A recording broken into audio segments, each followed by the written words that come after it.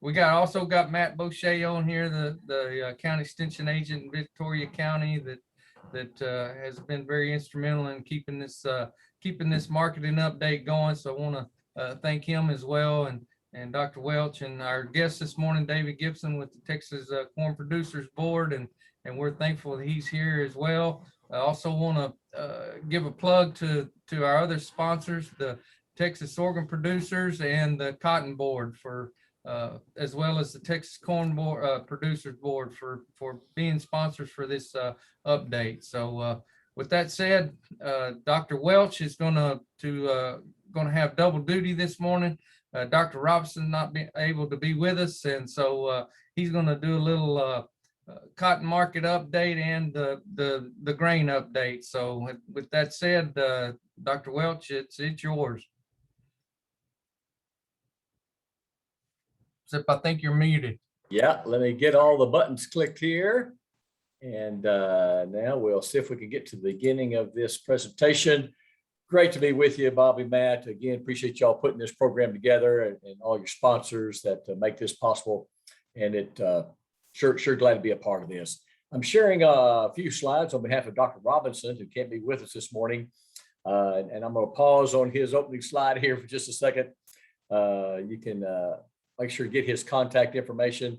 That's his cotton marketing website for his newsletter that he does every week. And I think at the end of the presentation, we'll have his phone number and his direct email as well.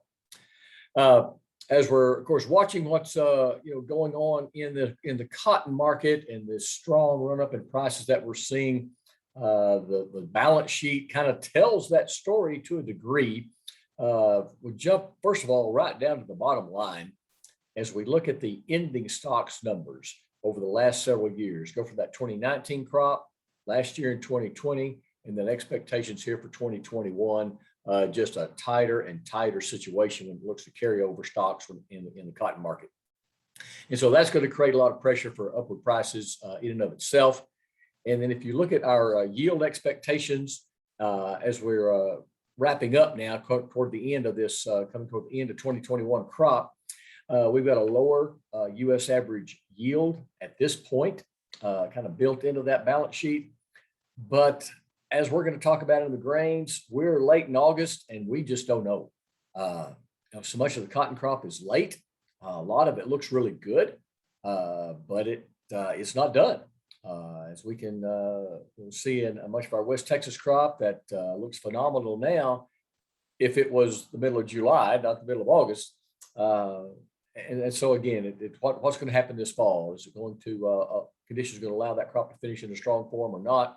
And then, of course, those storms moving across the Gulf. We've got a lot of cotton in the southeast and now in Texas that it's harvest time, and or just right around the corner. And these storms that can move across the Gulf and with the inundation of rain and other activity related to those tropical storms, we've got a lot of vulnerable cotton here at this time of the year, as we always do. So the market is very strong. Demand at this point tends to be strong. However, Dr. Robinson does note the uncertainty related to both of those factors as we move forward. And here's just a picture, and he uses this a lot, of the relationship between nearby cotton futures, which would be the red line. And then now we're up, when you put this chart together, up around that 92, 93 cent level, and export sales. And you would expect there would be some negative correlation between rising prices and export sales, that prices might drive folks out of the market to some degree. And maybe that was true for some period, but then we'll see a big rebound of pin-up demand or buyers just saying, fine, we're going to pay it. We got to have the cotton. And again, seeing some very strong sales levels relative to some outstanding pricing opportunities. And also participating in that market, or a factor in that market, are the rise in the net long positions of the hedge funds or the speculators in these markets. Again, the nearby futures price will be indicated by the red line back up here to this the lower 90s, and the green bars would indicate the bullish bets by those speculators in the cotton market. And you can see the strong increase in those net long positions that has occurred since. That goes back to about the middle of May. They've been building and building and building bullish bets, long positions in the market, and that's correlated directly to this strong increase in prices that we've seen since that period of time. Right, basically, right when the crop was getting planted and going good for much of the country, we've been riding this strong trend of higher prices. And so, just kind of a summary slide. If we do make a crop, if we see ideal conditions in this fall, his expectation is we could take 10 or 15 cents off this market very, very quickly, or maybe 10 cents back to the mid 80s. Some places need that rain to finish up. Others need to dodge these storms. And then absolutely, when you look up on the high plains of Texas, we're going to need some sun. We're going to need an open fall well into October to give that crop the time it needs to finish. And a late freeze would be conducive to that, not something early that would limit that final development and finishing off that crop, not only in terms of quantity, but also the impact that would have on quality as we try to wrap up the crop. And if we were to see that, the likely activity of those hedge funds would be to get out of that strong base of long positions that they built all summer and late spring and into early summer. And so if they start getting out of those long positions, certainly, of course, that would correlate to moving prices lower as well. So then he makes a note, but if something bad happens, hedge fund buying can take us towards $1. They're still very keen on this market, watching it very closely. And if any of those factors do not play out and would take a turn toward limiting the production possibility of this crop, then I think we could certainly see those prices push another leg up higher, would be Dr. Robinson's expectations. Again, there's all of his contact information. Know he'll be back in the office next week. Here's phone number, his email, and of course the other access to his the information that he provides, his cotton marketing newsletter, his Twitter account, Facebook, all those ways to get a hold of him and correspond with Dr. Robinson. So I'll pause right there. Any questions that Bobby, that you or Matt might have been aware of or know we need to address before we move on and talk about grains? I don't see any. All right, very good. Well, we'll just go ahead and jump into some things that have been going on in the grain market since we last visited. And in some degree, it's a little bit of an extension of what's going on in cotton as well. And we'll talk about some of those details. First of all, I want to talk a little bit about the broader economy. This certainly has an impact on the cotton market in that also in these economic conditions that when people are coming out of the pandemic recession, is there pent up demand? Is that going to then translate into demand for things like feed and food and fuel and fiber? The expectation would be yes. And we've seen, of course, a strong rebound in GDP growth. We have finally, with the first estimates of second quarter growth here in 2021, the U.S. economy is now back bigger than it was prior to the pandemic. That's not much of a growth spurt, but at least we've recovered the ground in terms of GDP that we lost during that pandemic recession. Employment is still struggling. We're still down some 6 million jobs from where we were prior to the pandemic. We've regained about 19 million of the 25 million that we lost.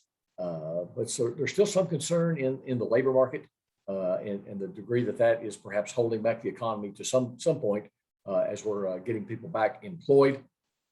And of course, then we've been hearing a lot about inflation over the last several months. These are a couple of measures of inflation. That red line is the all items consumer price index from the Bureau of Labor Statistics. The green line is that's the measure of inflation that the Federal Reserve normally refers to when they're talking about whether to increase interest rates or not to control inflation. They're looking at the Personal Consumption Expenditures Index, and that excludes food and energy. And you can see even it is quite a bit higher over these last couple of months. And so there's concern that if inflation is heating up and the economy is revving up, will the Federal Reserve, when they meet in September, are they going to step in and start to dial up interest rates in terms in the effect in trying to slow down the economy and to dampen some of this upward price pressure. At this point, the comments from the Federal Reserve Chair have been that they believe these inflation pressures are transitory, that they're related to this snapback in the economy that we're seeing to a large degree, just as we had supply and demand challenges as we entered into the pandemic. Remember trying to buy things like paper towels and toilet paper. And now we're seeing the same thing as we're trying to get out of the pandemic, except now instead of some household items, we're talking about shortages of things like houses and used cars, and the degree that that's driving inflation factors higher. But that once we readjust the supply chain bottlenecks relative to the demand pressures, that prices for many of these, especially non-volatile components, particularly that aren't food and energy, will settle back down to their longer term goal of about 2% inflation. Those numbers look pretty dramatic, but look where inflation was a year ago. We were looking at a consumer price index that was virtually zero last May. And now to sit up over 5%, certainly that's concerning. But if you look at the longer term average of both of these indices, if you go back about 5 years, we're looking at inflation of about 2.2%. If you go back 10 years, we're looking at inflation of about 1.7%. That includes these last several months of relatively strong numbers. So if we have seen these turn over, I don't think the Federal Reserve is going to move right away to raise those interest rates. Certainly, they're watching it very, very closely, as are many of those that monitor these broader macroeconomic conditions. USDA, the big change to the balance sheet that kind of shook up the market in the August WASDE was the drop in the U.S. average corn yield, dropped that to almost 5 bushels down to 174.6. Now that is below trend level, still one of the top yields of the last 6 or 7 years, but quite an adjustment from where the all-time record high yields that USDA was using prior to the August WASDE. And so that lowered production by almost, just over 400 million bushels. But then they also made some trims to use. They lowered feed use, they lowered exports. And so our total use numbers declined and took up about half of what we lost in terms of total supply. So we did lower that days of use on hand at the end of the marketing year number down from where it was in July by about 4 days. But we're still up from where we were as we wrapped up the marketing year, or as we anticipated wrapping up the marketing year for the 2020 and 2021 crop, which actually ends on August the 31st. And this is part of the reason why we're still trying to get a handle on this corn crop. That's a look at the U.S. drought map for the North Central region, August the 10th on the left and July the 6th on the right. So the July 6th map, think of what the corn in Iowa was doing on July the 6th. A lot of that grain was just beginning to tassel. We're in the silking stage. We're just right entering the that temperature and moisture reproductive stage of the corn growth cycle. And then compared to where we were about a month later, a lot of Iowa north of Interstate 80, I-80 cuts across the middle of Iowa. It got worse. And so some real challenges for that northern corn belt relative to what's happening in the south and the east. And I think that's why we're struggling with our supply situation and our questions and price activity and movement toward the end of the year. Are the better than normal conditions in the south and east going to compensate for the poor conditions in the north and the northwest? Especially as you push up into that corner of southeast South Dakota, along that Red River in North Dakota, southern Minnesota. There are some areas that are really struggling and have been all summer long. And so what will be the yield impact up there relative to what's really good in much of the rest of the Corn Belt?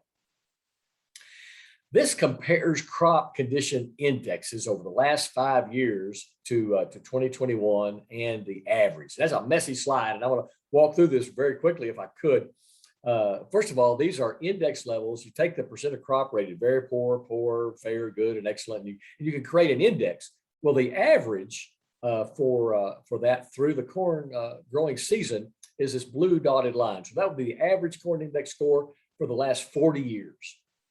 This year's numbers are actually tracking very close to what you'd expect in a normal growing season, despite the drought conditions that we've been talking about in that northern part of the Corn Belt.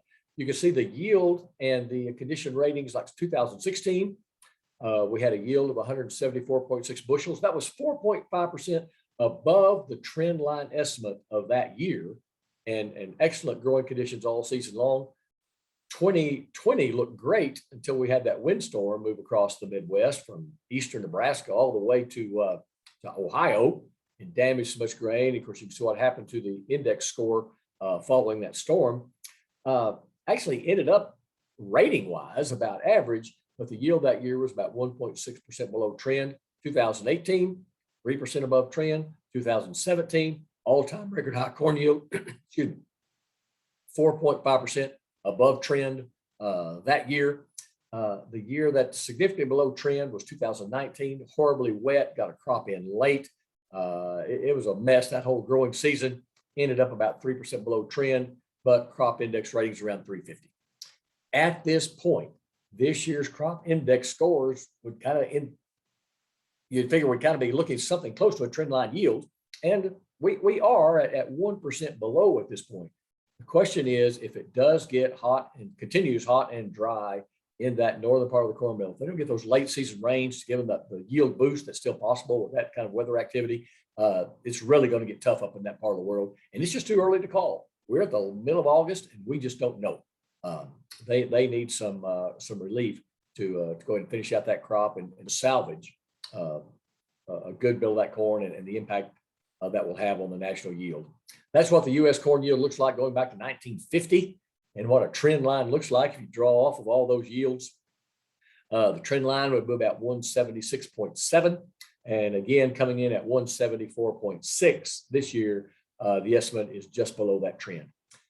But to look at Iowa specifically, if Iowa is the microcosm of all the national corn problems that we're having in terms of will the South compensate for what's happening in the North, current projections from USDA is for that Iowa corn yield to be right at the trend line estimate this year.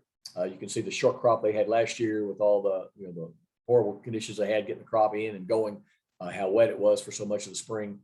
But then the degree of this year, that at this point, USDA is estimating that the yield balance in Iowa would be such that we would be looking at a trend line yield there in one of the top corn producing states in the country.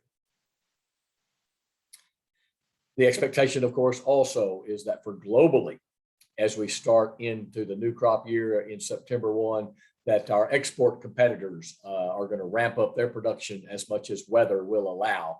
Particularly looking at significant rebounds in Brazil and Ukraine, particularly.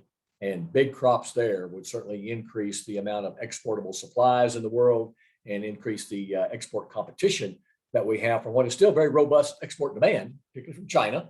They're staying in the market to a large degree, but it looks like they will have other sourcing opportunities if those production expectations do unfold. This relationship of the season average farm price for corn and that carryover or that days of use at the end of the marketing year. And as we've talked many times, you drop below that 40-day level and prices can get very, very volatile. That's when we've set record high corn prices below that 40-day threshold. We dropped well below that for the 2020 crop. The price response then following that, we pushed us up to the levels that we're estimating right now for the 2021 crop. Around that $5 and excuse me, $5.75 a bushel. You would think with a return to something we call normal weather and the price opportunities that we're seeing, my expectation for the 2022 crop would be one in which we're going to move that days of use on hand back further to the right, even a little more. Will we drop below the 40-day threshold? We'll see production possibilities allow us to do that. We're going to need more acres. And we're going to need record yields to do it. We could do it, but that's the kind of movement. For instance, when we saw 2013, the move from 2014, it would take that significant increase in yield and acres to do that, and perhaps some adjustment on that global demand picture as well. In terms of a seasonal index pattern, normally we're in the time of year that prices are falling off pretty hard all the way into harvest and see the bottom of that seasonal index down in the latter part of September and early October before a kind of a late season or post harvest of rally, even as that December contract expires. And we're just not getting it. We've got to test it a time or two, and the market is just not sure that we've made that crop yet. And exactly like in the cotton case, if it's an ideal fall, we get some moisture up in that northern corn belt and salvage a good bit of that crop, then I would expect we'll see some seasonal weakness in that price pattern. But the market's not convinced we're there. It's too early to call, and we're just not seeing it. And so we've seen basically this sideways pattern, even though there's a lot of volatility on either side of the average. You go back to the middle of May, and we've hovered right around this 560 corn for going on 2-3 months now. And again, that's until we get a final call on what this yield is going to make. Whether this thing breaks higher or lower, it is just too soon. We'll get some more. There's crop tours that will be going on. The Pro Farmer Crop Tour, I think, started yesterday. So we should be seeing some results coming out of that. And then in the September WASDE, USDA will report what their field scouts are showing. I'm actually getting out of the field and counting plant stands and measuring ears and girth. And they'll have some hands-on estimate of sampled fields to give us a little more guidance in how this crop is going to go and perhaps finish out for the marketing year. So in terms of my final sales for wrapping up this year, I'm just kind of treading water right now. Yeah, I'd like to get a little more grain. I think we could see some weakness. If you have grain you haven't sold, I think we could see some weakness yet in the harvest, but not necessarily. If it stays short, if it stays tight, we could see again a significant strength in this late season price. Maybe not the degree we saw last year, but could we be back to $6 corn? You bet. I think we could do it in a heartbeat. We could be below $5 corn.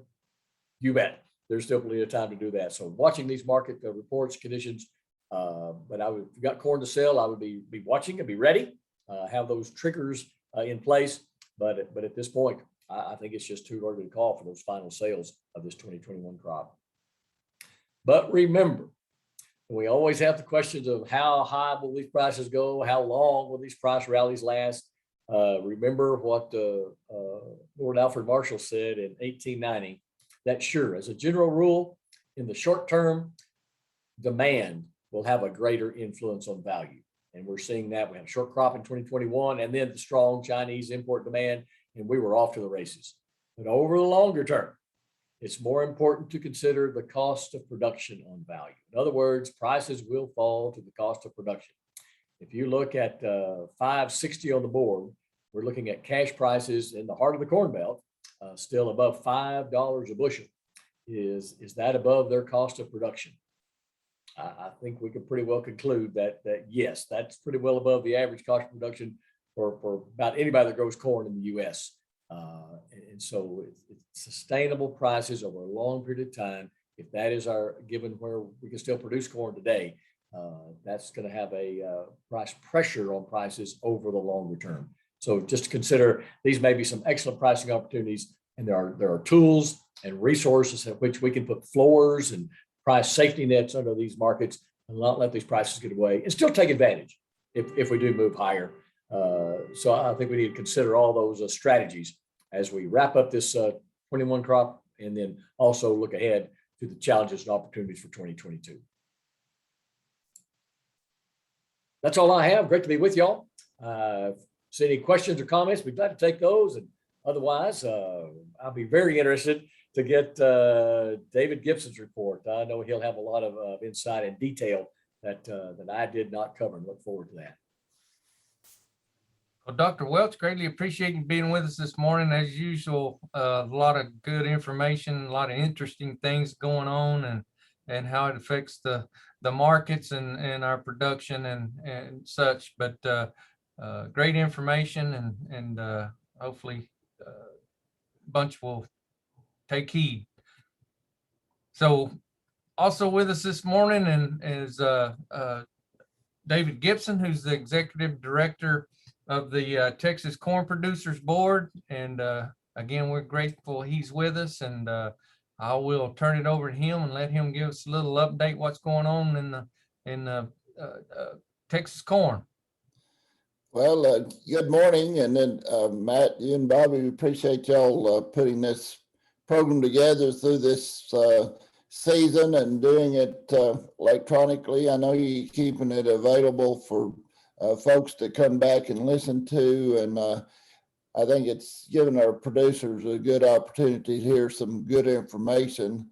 Dr. Welch hit on some things that I thought were real interesting. We were in New Orleans about 3 weeks ago. I was on a conference call yesterday with all of our states from up across the area. He was showing where the drought was or where they had really good crops. And seeing the first pro farmer tours, it's like there's going to be a real battle between reality and perception. I think, Dr. Welch, I know in the Dakotas and parts of Minnesota and parts of Northwest Iowa, as of yesterday, they were talking about how much corn was being chopped for silage that should have been grain.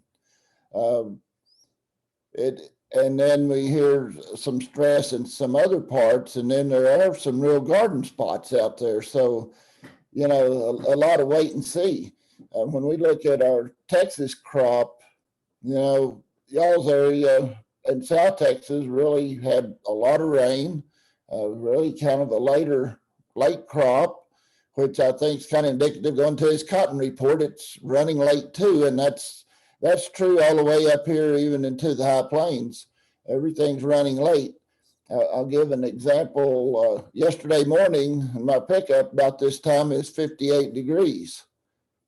This morning, it says we're about 66 degrees, and I look at the next 2 weeks, and we're going to be from about mid to low 80s down to 62 degrees, about an average for nighttime temperatures. You know, for finishing off our corn crop, the sorghum crops, finishing out silage crops, you couldn't really ask for a lot better, could you, Mark? All my cotton friends, and a lot of my cotton friends are my corn grower farmers. You know, they're smiling on one side and they're frowning on the other as we're trying to get this, you know, to get a crop matured. And I think that's been very indicative of the whole state this year. Regardless of how dry we started, we've had a lot of wet places, and we are running behind on heat units. I've had guys blaming it on the smoke and the fires coming from the west, and I see that up across the upper Midwest. They talk more about the smoke and lack of photosynthesis and things in their crops, and felt like they were suffering on heat units from that, which I'm not sure that's factored in. Is that the farmer's view, or is that what's really happening? Yeah, it's just hard to put your hands on. I do know that in regards to Nebraska, for example, they were talking about it. They don't appear to be that dry on the drought map, but yesterday their executive director said the state of Nebraska had pumped more water through their irrigation systems than they ever had since they recorded their tracking of pumping. So that tells me it was probably a lot drier there than maybe even that drought map showed. So if that's true for there, what about as you move right over to Iowa, just on the east side of Nebraska? Because a lot of that irrigated area in Nebraska is more toward the east side. So those numbers, just a lot of volatility. I see, you know, Mark, we can go back to when we had $3 corn, we could have a 20% variability, and that was only about 60 cents a bushel. And now if we get 20% volatility today, that's about $1.20 a bushel. And so nothing changed with volatility. It's just the level we're at. We've had a lot of talks this summer kind of looking forward to what we're going to see is with the companies on supply issues with chemicals, with steel, with parts, with everything it takes to make a crop.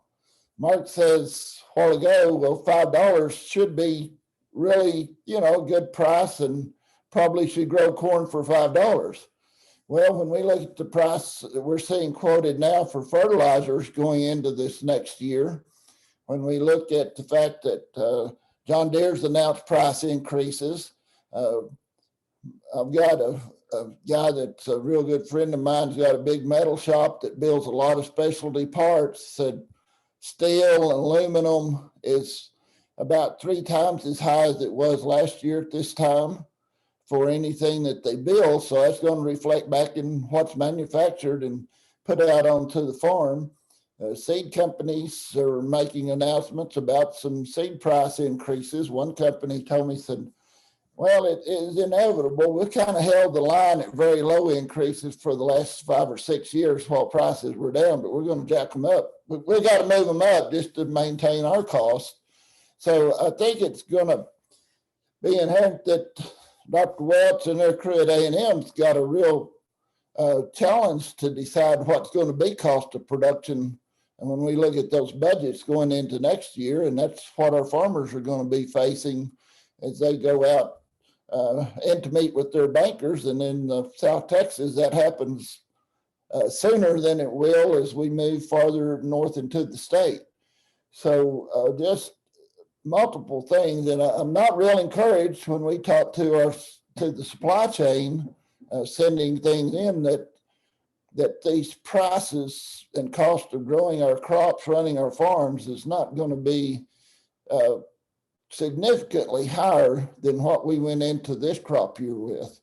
So I know that probably sounds like a downer, but I think it's reality. And at the end of the day, if we don't go with reality, we might not all be in business next year.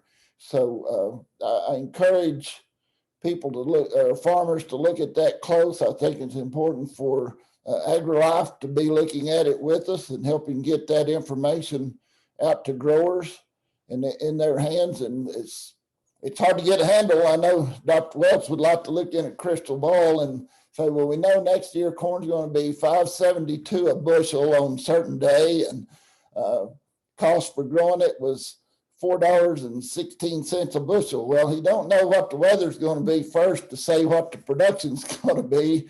And right now, we don't know what's going to happen with some of those things he showed on his charts, the inflation, what's going to happen with interest rates. We've been hearing for years on our investments, we've had them telling us, yeah, we're going to see an increase in the rate. Well, that hadn't really come yet, but if it does, that's going to be a big negative impact on our operating budget. So just multiple things, the labor situation that he mentioned, for a lot of our elevators and gens, for our farmers, they're struggling as much or maybe more than even some of the businesses. And if you drive, I've been across several parts of the state and to a couple of out-of-state functions. I've not been to a place that a restaurant was not advertising for help. I've not seen a gas station that didn't have a sign looking for help.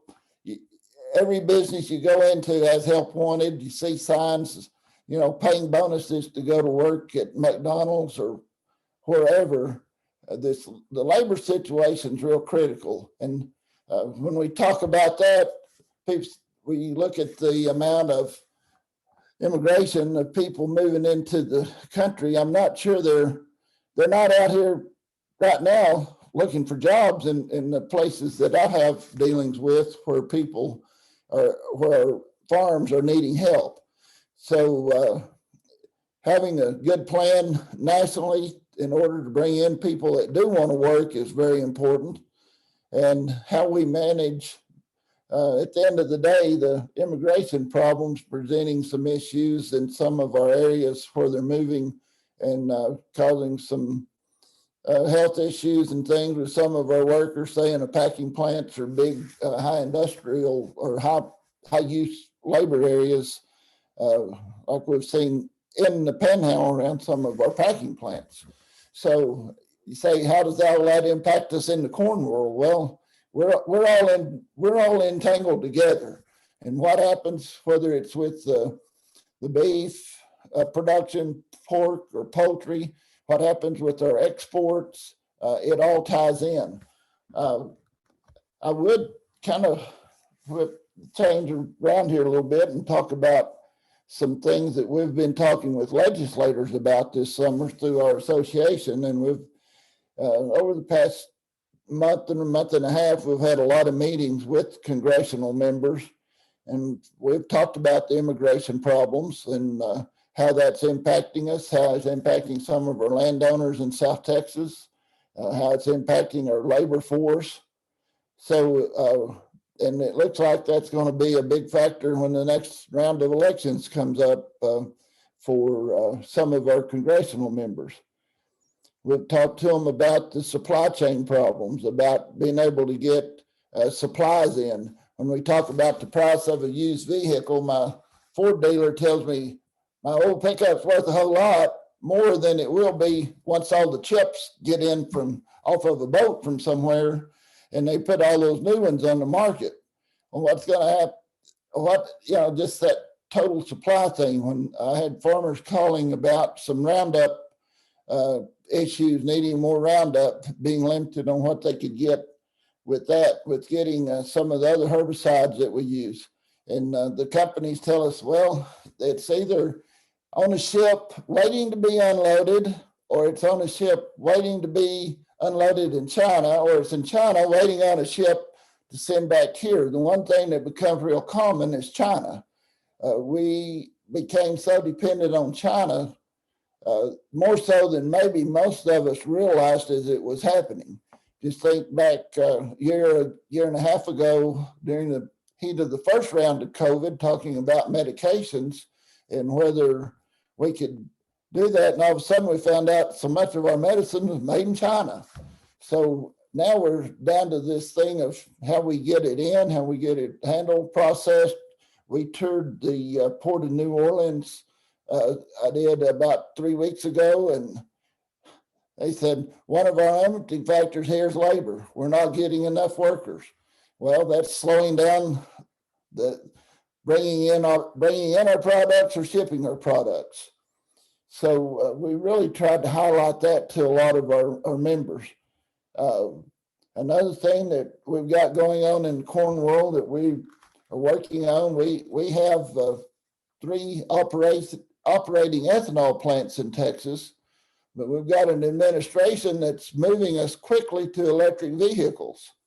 When we do that, we're already seeing, kind of ironically, and this will probably be more of an editorial on my part, President Biden coming in and saying we need OPEC to produce more oil whenever they're causing problems here in the U.S. with production of petroleum, and we're having issues with EPA and others on continuing to use ethanol, keeping our demand up. That becomes a big piece of what happens with the corn market is that ethanol demand. Mark, we remember when it wasn't even on the map, and now it's about 30 to 40% of our corn production had got to being used in ethanol. If we lose any of that through this whole process of going to more electric vehicles, cutting back petroleum use, that's going to throw some different balances on those sheets looking at that. And we've been just bringing that to our legislators' attention. Here in Texas, most of them are not big ethanol boosters. None of our legislators will carry any mail on it. But when we look at what's happened with the use of ethanol and keeping that use increasing going and helping our prices, those cotton charts are impacted by it. Every crop is impacted by what happens with corn to some extent. In this case, we're talking ethanol, and we need to maintain those markets. I know even there in South Texas, I see stations that say we're selling gas with no ethanol, and think, well, maybe they don't have an ethanol plant down there. They've got a lot of corn plants down there that are dependent on that. And at the end of the day, that's part of their market. And you think a consumer in general, I know I travel a lot into Oklahoma. I've got a set of grandkids over there, and you'll see people, they've got their stations, a lot of them in Oklahoma, and they'll be 30 to 50 cents a gallon higher for no ethanol gas. Well, you'll read their paper and they'll be bashing it, but you see their consumers over there buying that unleaded with 10 to 15% ethanol because it is cheaper, and has already proven that it does help with air quality. It's the first thing that really helped us with our environmental drive was incorporating ethanol. So we've really been doing a lot of work on that both statewide, nationally, especially on a national basis, trying to maintain our ethanol usage to keep that amount of corn moving to the market. And then our trade agreements, we just got the Mexico-Canada agreement in place, and then we have some changes in the Mexican government coming in saying they may not take any GMO corn. Well, that's all of a sudden it's a big trade dispute, and we don't even at this time have appointed by the administration a lead trade ambassador for agriculture to be down there beating on their door, helping us fix that problem. We've been working on it through change we have through U.S. Grains Council and other partners we work with, but we really got to have some help and step up from the trade side with our government to help us maintain some of these markets and keep our trade agreements where they're supposed to be and actually grow our trade agreements. Whether we are successful, part of that depends on having our growers be involved and talk to their members. There's nothing that carries more weight with a member of Congress than to have their local constituents talk to them in their town halls and say, hey, we're having troubles with immigration, we're having trouble with workers, we need to be able to do this. We've got this issue with we can't get our supplies in. Help us get the ports open, get the ships moving, get the laborers where we need them. We've already got a product that's good for our environment and ethanol. Let's keep it in the market. Let's maintain, in a lot of cases for Texas, we need to maintain our petroleum production. That's what helps drive our state. So just, if growers will get out and go talk to their congressmen, especially in Texas, maybe we can get some of them to move off of high center a little bit and help us with some of these big issues. We've got, of course, Mr. Cloud down there is on the Ag Committee. He's filed some bills, helped us with the WHIP Plus and some other things. It's been a big benefit, but it's still very important producers, constituents that vote for members get out and talk to them. I may have rambled too long, guys. I don't know how long you wanted me to talk for sure, but just a lot of things on our boat, a lot of things we're working on. I've been real pleased so far with this crop down there. I talked to Dr. Winway's corn breeder, Dr. Oddbody, and Dr. Isaac, plant pathologist, prior to really having growers get into corn, go pull samples and look to see where we might be in after all that moisture with aflatoxin issues or with fumonisin issues. And I got a report back just about the time combines were starting to roll that they really didn't find big issues. There was a lot of stalk rots and problems in the corn, but as I've seen the state chemist reports just this week, aflatoxin issues have been, numbers have been very low across the board. The fumonisin numbers was lower than I expected. So that was something I personally had worried about and had on behalf of our board, had AgriLife spend some time helping us get an evaluation prior to the harvest getting started, just to be prepared and as far as putting stuff out for growers on marketing those. If we had an issue there in their marketing, which to this point, I'm not aware of a significant problem anywhere in the state with it, and which was a pleasant surprise because sometimes that cool, wet weather and prolonged wet periods really cause us some problems. I hope that part of the reason we didn't have so much aflatoxin was the use of some of our atoxigenic products, whether it been the Prevail AF36 or Afligard, being out there and hadn't been used on a lot of acres, that it's really was seen a decrease in aflatoxin issues the last few years as those products have been used. We've been working as a board and are just close to having a new product through EPA that will be a multi-strain product that really appears to work better or adds additional protection for the aflatoxin. So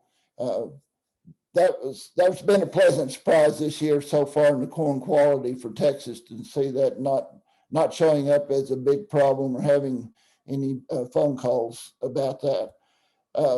I will kind of take any questions or entertain any thoughts that y'all have, or if anyway, and do that, and we can go from there, Bobby. A lot of great information.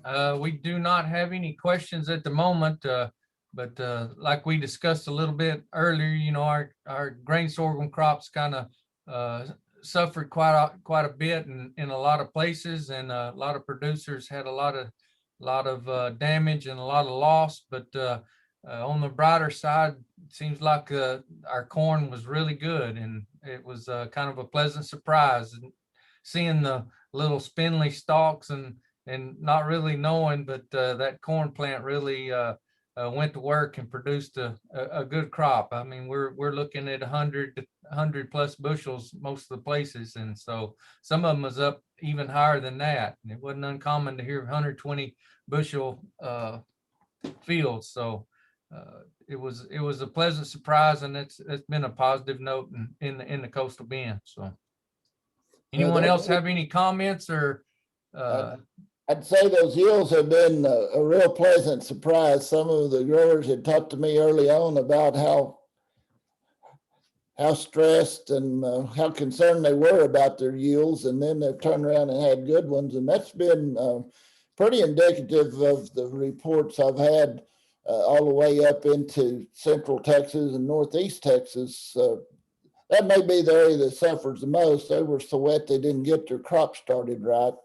But I had a producer over by Beeville on some irrigated land, said his dad and he were watching the monitor and the combine. They actually had places that hit 200 bushels. He said, we never dreamed we'd ever see that here, but said that wasn't what happened on the dry land. But this hearing those type of reports does kind of show that the genetics that drives that national yield you see, whenever we get some right conditions, it can really kick in our part of the world too. So that's been real good, Bobby. And I know a lot of the work you and Matt and other agents have done has helped put a lot of that information through your plots and things out there for growers as they've looked at and determined different varieties and things to use to make that, to have that opportunity to make those type of yields at times. Well, it is a blessing this year. So anyone else got any comments or questions for David? If not, well, I guess we've come to the end of our August crop market and update, and I guess that we will sign out. And again, thank you for being with us this morning, and a lot of great information we can pass on. Thank you, gentlemen. Thank y'all. Great to be with you. Goodbye. Have a great day. Y'all as well.